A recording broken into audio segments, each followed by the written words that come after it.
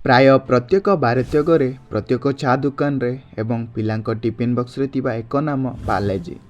ଏହା କେବଳ ବିସ୍କୁଟ ନୁହେଁ, ଏହା ଏକ ଅନୁଭୂତି।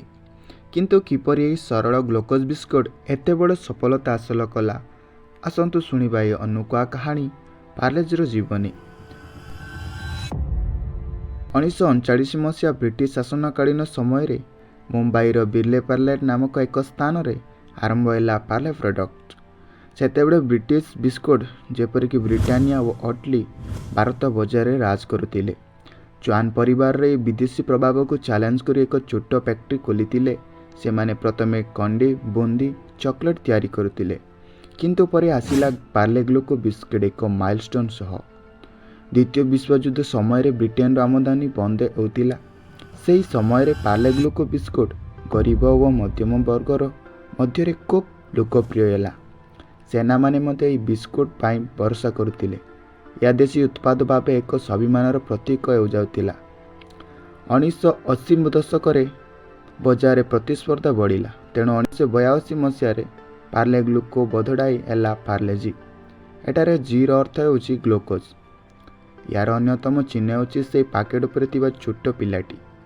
ବହୁତ ଲୋକ ଭାବୁଥିବେ ଏହା କାହା ପ୍ରତିଛବି, କିନ୍ତୁ ପରେ ଜଣାପଡ଼ିଲା ଯେ ଏହା ଏକ ଅଙ୍କନ କଳାକାର ମଗନଲାଲ ଦୈଦାଙ୍କ ଦ୍ୱାରା ତିଆରି। ପାର୍ଲେଜି ସ୍ୱାଦତା ଅନେକ, କିନ୍ତୁ ତାହା ଦର ଓ ହାସଲ ଯୋଗ୍ୟତା ଏହାକୁ ଗ୍ରାମ ଥିଏଟରରେ ମଧ୍ୟ ପହଞ୍ଚାଇ ଦେଲା। ରେଡ଼ିଓ ଷ୍ଟେସନ, ଅଙ୍ଗନବାଡ଼ି ଅନେକ ସ୍ଥାନରେ ଏହି ବିସ୍କୁଟ ଦିଆଯାଉଥିଲା। ପରେ ଆସିଲା ଏକ ଅତି ଲୋକପ୍ରିୟ ବିଜ୍ଞାପନ, ଜି ମାନେ ଜିନିୟସ୍। ପିଲାମାନେ ଯେ ପ୍ରଭାବଶାଳୀ, ସେମାନଙ୍କ ସହଯାତ୍ରୀ ପାର୍ଲେଜି। 2003 ମସିହାରେ ପାର୍ଲେଜି ବିଶ୍ୱର ସବୁଠୁ ବେଶୀ ବିକ୍ରି ହେଉଥିବା ବିସ୍କୁଟ ଭାବେ ପରିଚିତ ହେଲା। ଦିନକୁ 400 କୋଟି ବିସ୍କୁଟ ଉତ୍ପାଦନ କରାଯାଉଅଛି।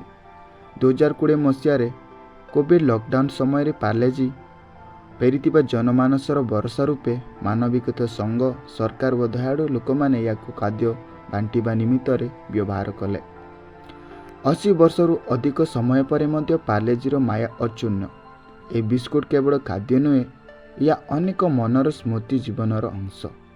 ଯଦି ଆପଣ କେବେ ଚାହାରେ ଡୁବାଇ ଖାଇଛନ୍ତି କିମ୍ବା ଟିଫିନ୍ରେ ରଖିଛନ୍ତି, ତେବେ ଆପଣ ପାର୍ଲେଜିର ଗୋଟେ କାହାଣୀର ଅଂଶ। ଏହା କେବଳ ବିସ୍କୁଟ ନୁହେଁ, ଏହା ଭାରତର ଚିହ୍ନ।